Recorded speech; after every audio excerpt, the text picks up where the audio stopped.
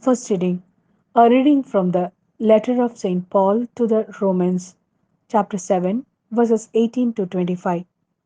And really, I know of nothing good living in me, in my natural self.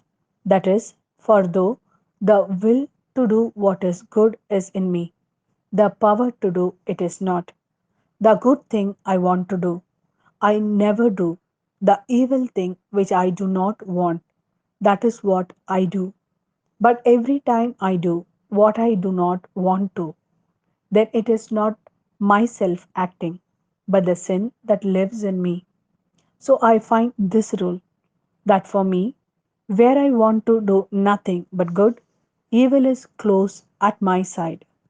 In my inmost self, I dearly love God's law, but I see that acting on my body, there is a different law which battles against the law in my mind. So I am brought to be a prisoner of that law of sin which lives inside my body. What a wretched man I am! Who will rescue me from this body doomed to death?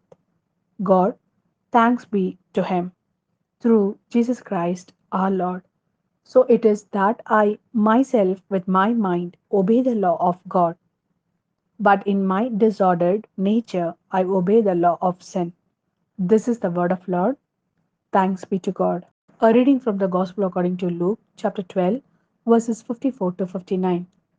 He said, again to the crowds, when you see a cloud looming up in the west, you say at once that rain is coming, and so it does.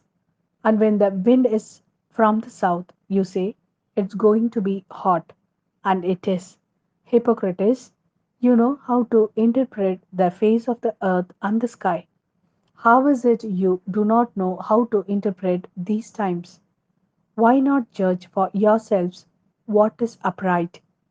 For example, when you are going to court with your opponent, make an effort to settle with him on the way, or he may drag you before the judge, and the judge hand you over to the officer, and the officer have you thrown into prison.